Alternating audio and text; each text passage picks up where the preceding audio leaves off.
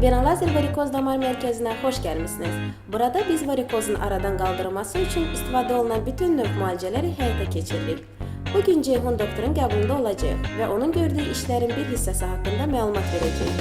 Hazırda Ceyhun doktor sizə skleroterapiya prosedurunun necə icra olduğunu göstərəcək.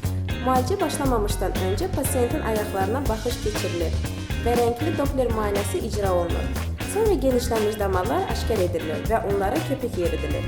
Prosedurdan sonra pasiyentə corab geyindirilir və gəzmək tövsiyə olunur.